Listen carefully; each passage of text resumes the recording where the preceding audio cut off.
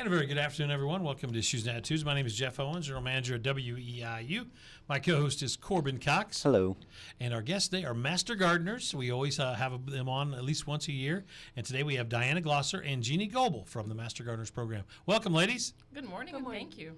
Appreciate you coming in, and we are going to have you move those mics a little closer to you, if you don't mind. Okay. So appreciate you coming in. A kind of a cold day and icy day here in East Central Illinois. But I always like to start out like with people who have no idea what the Master Gardeners program is here in Coles County. So those not familiar, could you explain what you all do and what you're about? I'll start then. The University of Illinois provides the training for volunteers who donate our time to the community to share our love of gardening, the aspects of growing plants, vegetables, flowers. Mostly we share experiences, much of which may not be positive. We do have our own failures, but failures just that opportunity to learn. So we're knowledgeable about what plants do well in certain growing zones, as well as pests and diseases. We provide informational talks to students and community groups, answer horticultural questions, and help friends and neighbors with their green space. Anything you'd like to add, Jeanne? We kind of think, like Diana pointed out, sometimes things are a hit, sometimes they're a miss, but it is a learning experience for sure.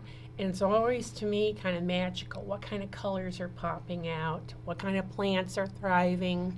Wonder why those others didn't work. But, you learn as you go. There you go.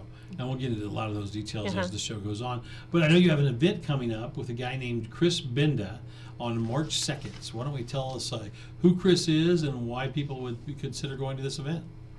Well, Chris is the Illinois botanizer. That's a great name. And I like that name. And he is so enthusiastic about everything plants. He just really wants to learn everything and take people out. If it's out in the middle of the woods or if it's in a garden, he wants to take people there and share what he knows about them. And his enthusiasm is contagious. Okay. What are some topics he might cover at the event?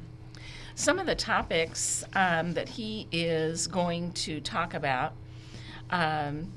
is just really giving us a tour of Illinois from our own space. It'll be here in Charleston at the Methodist Church. But he's going to take us throughout Illinois, highlighting the plants and telling people how to create their own wildflowers, and that are going to taking wildflowers to support wildlife. Okay. Also, to become a Master Gardener, you have to go through a class. And are you going to be starting a new class up, Jeanne, here soon? And take us through that? Have they extended? The application date today is the last day. The office is closed, so I will say I guess I'll take it tomorrow to please call the Mattoon office, and then that will begin in February. Okay. What should people be doing right now? I know we're under ice and nasty weather today, but it's going to eventually it will break. What can people be doing now to kind of be doing prep for their gardens, their their flowers, and all of the stuff that they're going to be doing here in the next hopefully 5 or 6 weeks? Look at pretty catalogs. Go through some books that are of interest to you. Some people like to try different color patterns or design, or different things like raised beds, or just kind of read up on stuff. So you're Yeah, and just the computer is a great tool too. You can look at a lot of stuff and say, oh, maybe that's a do thing. Maybe that's a not do thing. So you said EIU provides the training and class for becoming a Master Gardener. About how many classes in it, and about how long does it take? Oh, if I said EIU, then I misspoke. Oh, yeah. University of Illinois. Oh, you did. Yeah, then I might have misheard. That's probably okay. on me. It's my the bad. University of I'm on Corbin. Yeah, just blame me. It's okay. That's University what of Jeff does. Illinois, and in every state that is their major agricultural college provides the training. So if you're in Indiana, it's going to be Purdue. And this has been in place. Jeanne has a little more of the history, but it's been here in Charleston since 1993. Yeah, tell us about that. Yeah, the history of the Master Gardening Program, it began in Washington State because their extension agent was so overwhelmed by questions. His name was Dr. David Gibby. So he started this volunteer program in 1972. And then it spread to other states. And Illinois began in 1975 in Will County by Floyd Giles. And he was a former extension horticulture specialist, state master gardener. And anyway, ours, as Diana said, Coles began in 93, and we've merged with other counties too. So who are you with now then? So we serve Coles, Cumberland, Douglas, Moultrie, and Shelby counties. Okay. Sorry, you caught me a little off guard, Jeff. Well, then I want to add, Not just real quick, how long have you both been doing this? Just real quick. I was in the 2015 class. 2017. So over the last, I'm terrible at math myself, but 8 or 9 years you've both been doing this. What have you kind of learned? That you maybe are surprised that you learned? Not the regular kind of stuff, but anything a wow factor stuff. Go ahead. Yeah, about your she's wow going to factor. talk about our zones are changing because of climate change. Things are growing at a different rate than other counties too. And then I didn't know about the diversity of the zone within our area. Within our area. Well, I was thinking the other day about one of the things when we moved to Mattoon was we had buttercups, wild buttercups growing in our yard, and by 8 years later they were gone. So I thought, I wonder what I had done to, why they disappeared. But it really comes down to the hardiness zone because So what now? Say that again. the hardiness. Okay. So how hardy are the plants to withstand certain weather conditions? So, and mostly that deals with temperature. I was looking at Charleston because the USDA is realigning the hardiness zones in 2024, and there will be a program Master Gardeners are giving at Douglas Hart Nature Center on Saturday, March 16th through the Douglas Hart Nature Center Live to Learn program.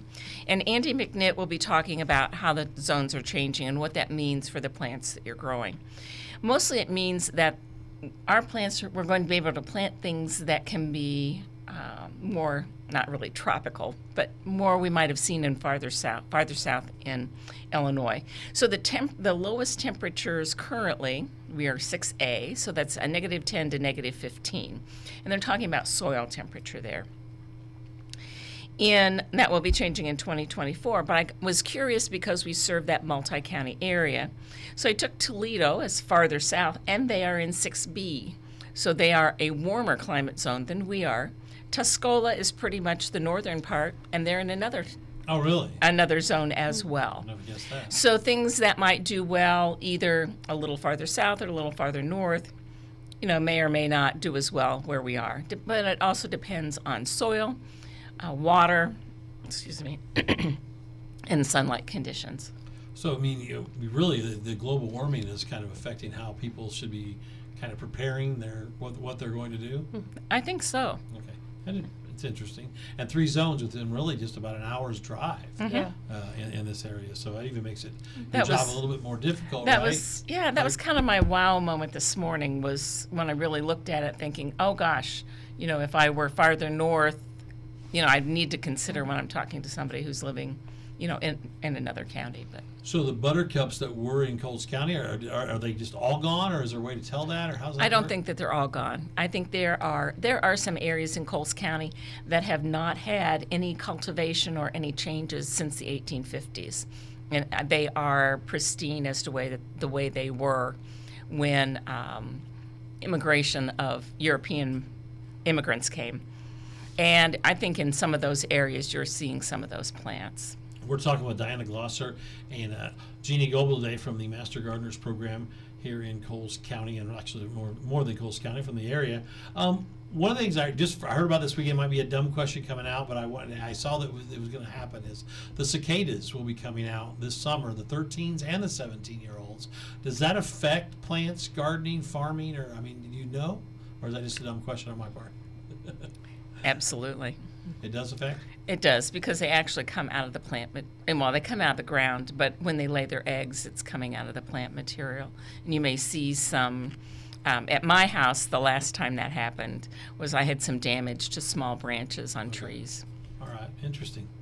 Anything from your point of view on that, Jeanne? Well, and people always gripe about Japanese beetles. That's an annual thing. Their shells are metallic, so they look kind of, sparkly, but they're annoying.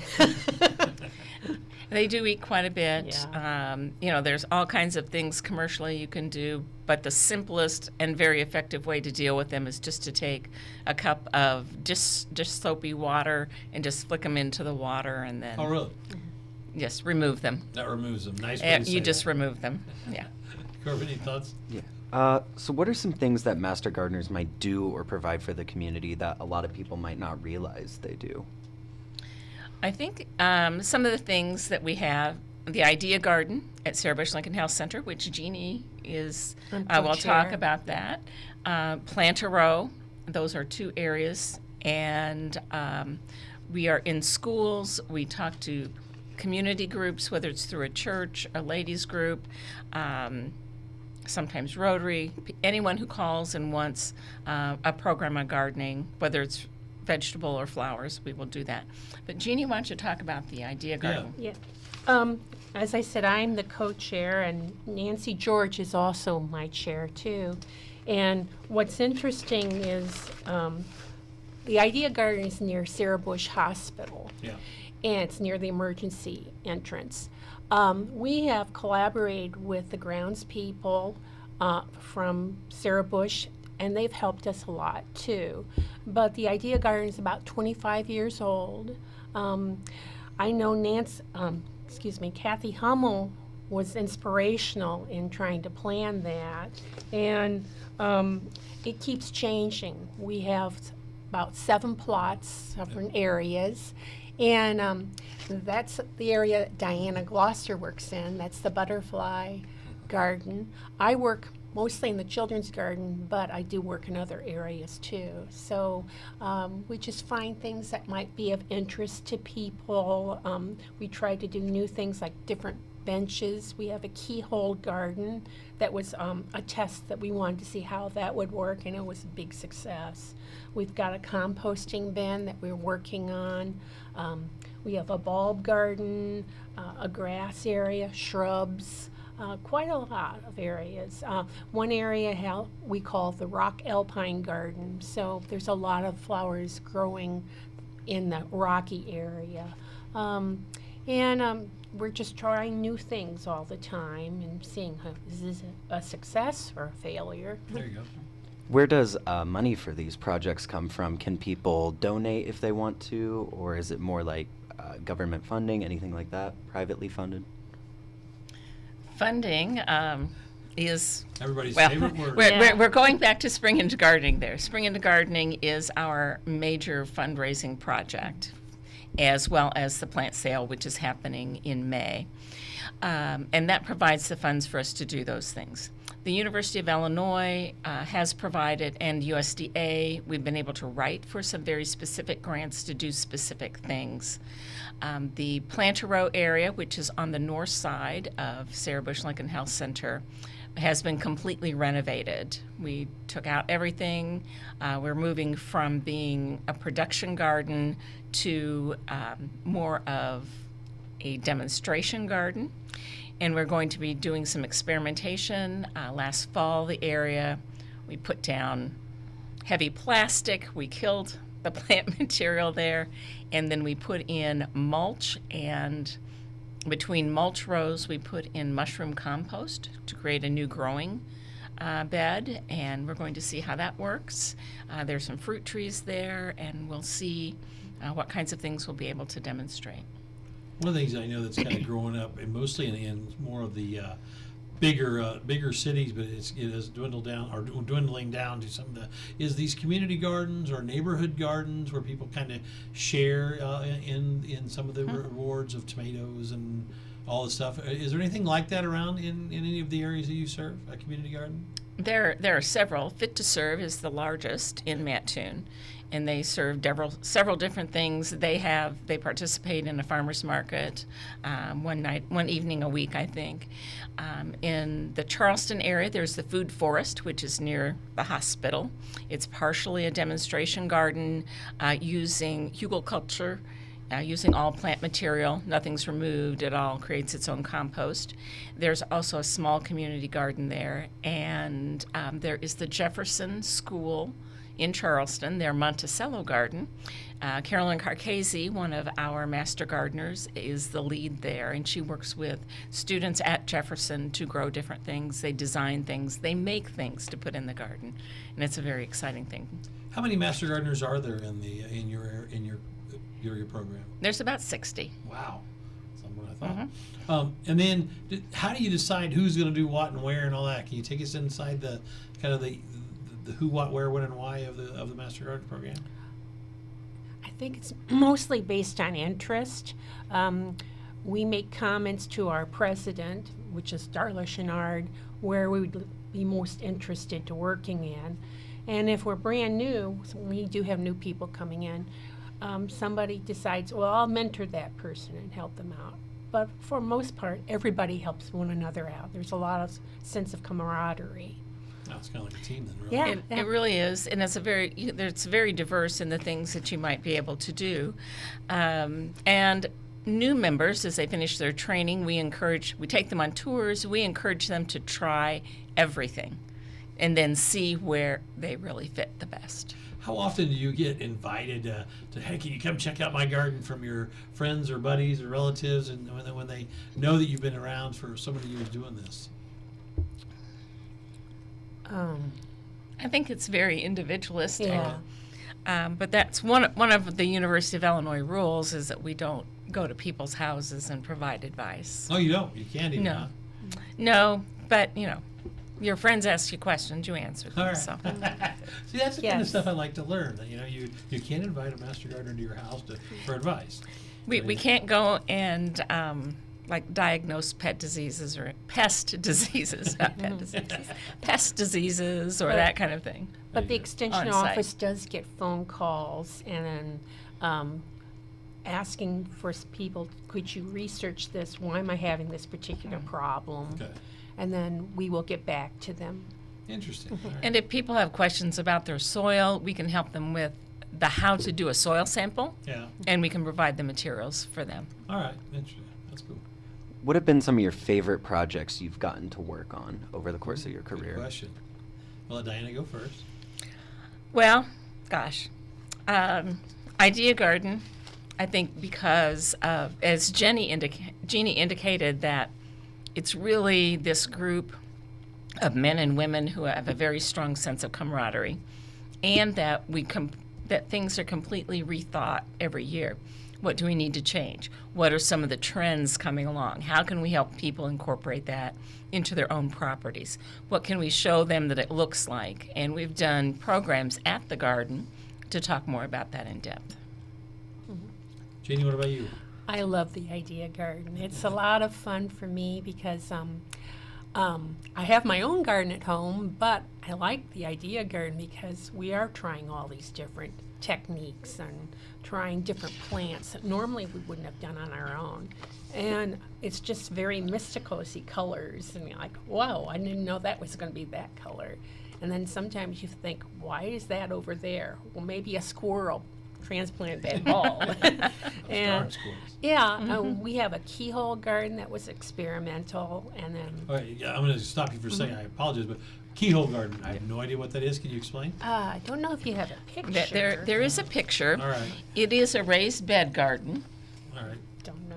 Peyton, you're in the other room there. If you could just go through that. But yeah, I see. I remember that picture today from the email. Yeah, it's white material, but it's like a layering effect.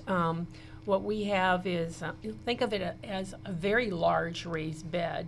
You have a layer of wood, you have cardboard, a layer of leaves, and you just kind of mulch it in there, and that creates a wonderful growing medium. And then in that particular one, it looks like she has peppers. And one time, Kathy Heiser, who takes on this, decided she'd have a theme, like a salsa garden. So she had peppers, she had tomatoes, cilantro. Mhm. So anyway, she tries different things, and it really thrives well. So I apologize, but Yeah. I wanted to know. So go ahead if you have more. We just, we like to try things. We try to, we use cinder blocks to make a new bench format, and we have it interlocked with, like cedar planks, and we're trying to make it very comfortable. We like to think of this place as a relaxing place. If you're at the hospital and you want to break away, staff or maybe visitors, why not just sit a spell and just think of this as a Zen-like place and That's just cool. take your stress down. Yeah, that's a neat idea for that. Yeah. One of the best things for me was creating, is that there are a number of partnerships in addition to Sarah Bush Lincoln Health Center. Grand Prairie Friends is with the Warbler properties, Warbler Woods, Warbler Yeah. Ridge. Douglas Hart Nature Center under the Douglas Hart Foundation, that also includes the Friendship Garden and Whiteside Garden here in Charleston. And they will be on Issues and Attitudes in the coming weeks. I wish I could tell you the exact date, but That's Oh, we gotta okay. see I'm that. not smart enough. Yes, but that's definitely, there's a great diversity of opportunities with them as well. When you talk about indoor plants right now, how often do indoor plants need to be watered? I mean, I know everybody has their heat on and things. Is it more or less? Can you talk about that? The rule, pardon the pun, the rule of thumb is put your thumb in and see, is that soil really dry or do I need to add water? If it seems kind of damp, you don't want to add water to it because it's just gonna, you'll drying your plant out. And yeah, things are drying out a little bit. Yes, with the heat on, I would Yeah. water mine maybe once a week, but now it's closer to 5 days because they just dry out so rapidly depending upon the humidity in your house. When you're talking about the buttercups, being, in your yard or garden going away, what about the nasty invasive plants? Are we still have some of those issues in the area that we're trying to get rid of? And can you talk about that? As Jeanne said, pardon the pun, it's a growing problem. Yes. I mean, honeysuckle, autumn olive, multiflora rose, and mustard were kind of the big four. Those are the enemies out there? Those are the enemies. But as we are warming up, kudzu is creeping up from the south. Not here That's a necessarily. terrible name, too. Kudzu. Not here necessarily. But there are things that individual gardeners find to be invasive just because they grow rapidly. They send out roots, they throw seeds everywhere, and those can be individualistic problems. Not Okay. necessarily they're on the bad list. For instance, I like columbine. That's a pretty flower. It looks like a very dainty flower. Some people hate that particular plant because it just seems to sprout and grow all over. But I can live with it. Right, or there's English vine, which I hate people it. plant, but then it will grow up trees and choke the trees. Gee, I Is it lost a tree that way. She lost a Yeah, tree. yeah. She didn't hold back on that one, did No. she? We have a few minutes left today with Diana Glosser and Jeanne Goble. Other events or things that you're going to put on? I know you said you have a plant sale coming in May. Right. If you want to talk about Chris again, I just want to make sure we Right. get In your- addition to Chris Benda, Spring into Gardening on March 2nd, Chelsea Schmid will talk about raised bed gardening, and Keyhole Garden that we have at the Idea Garden is a good example. And Brody Dunn will be talking about more pollinators and how they attract wildlife. In addition, we have coming up phone apps to ID plants, fungus, and flora and fauna. And that will be June 8th at Douglas Hart Nature Center. And if you'd like to learn how to create your own hypertufa container, that will be April 27th at the 4-H building. Okay, we're going to ask, what is that? What is hypertufa? I knew you would You've ask. been doing this for a lot. I have learned over the years, but I do not know what that is. Yes, they're planters or pots that are lightweight, because if there's something's made from solid concrete, it's really awful. But it's made of a mix of Portland cement, water, perlite, vermiculite, or sand, and they're very popular in gardens. And you create your own, and they can be any kind, a number of weird shapes, All right. which adds interest to the garden. Jeanne, anything from your point of view? Let's see. We were going to talk about Lytle Park. That's Saturday, May 11th. That's around Mother's Day. For sure, we'll have a plant sale. Did we talk about Whiteside Winter Walk? Oh, we didn't talk about Okay. that. The Whiteside Winter Walk is February 23rd. It's at 1 p.m. Let's see. Oh, our Spring into Gardening event is Saturday, March 2nd. It's at Wesley Methodist Church. If you pre-register, it's $25. At the door, it'll be $30. And you'll get to hear these lovely 3 speakers, and we'll feed you. We'll have a silent auction, and a lot of cool people asking questions, and some of the things that we have for our silent auction will be homemade, garden related. Is vegetable soup going to be that would be the obvious thing. No, there's usually It was worth a shot. Yeah. a Mexican dip and Different kind of snack breads. bakery items. Lots and of that, veggies. That yeah. kind of thing. It's right. a fun day. Everybody's ready, particularly today, to have a break from winter. There you go. Corbin, any last questions before we do rapid fire questions? Let's just do the rapid fire. All right, rapid fire. All right. Diana loves these, so we'll let Diana go first, then Jeannie, since Diana's been here a few years in a row now. Do you talk to your plants? Yes or no? I do. Yes. Okay. Favorite vegetable to eat? Carrots. I love carrots too. Yeah, carrots. My grandpa grew a whole extra row in his garden just for me. Favorite vegetable to grow? They don't do well at my house because there's a couple dozen deer that live there. I like those little cherry patio tomatoes. They're yummy. Corbin, you got a favorite vegetable to grow? As a kid, we grew pumpkins a couple times, and that was really fun. Flower or plant that you love the most? Flower or plant that I love. Tough one, huh?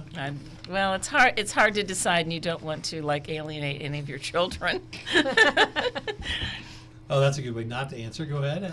I do like columbines. They're just light and airy and pretty and come in a range of colors. All right. The opposite of that. Is there one you just you never want in your house or in your backyard or front yard? I have active warfare against honeysuckle autumn olive. Jeannie? Common buckthorn and Oh, she's got a list a couple others. Yes. Anything you just can't stand? English ivy. I've lost that tree. I won't forget that. Now these upside down tomato plants, they were a fad a Yes. few years ago. They're still around? I think so. I think so. Have you done it? We did. We found that the planting soil just dried out so quickly. Okay. So you have to consider that. Yeah, that's more work. It's more maintenance to get it to work. Yeah. There you go. You're always trying to find that balance. Appreciate you both coming in. Stay warm and dry and safe out there. And we'll talk to you here soon again. Thanks, ladies. Thanks. Thank you. We are WEIU.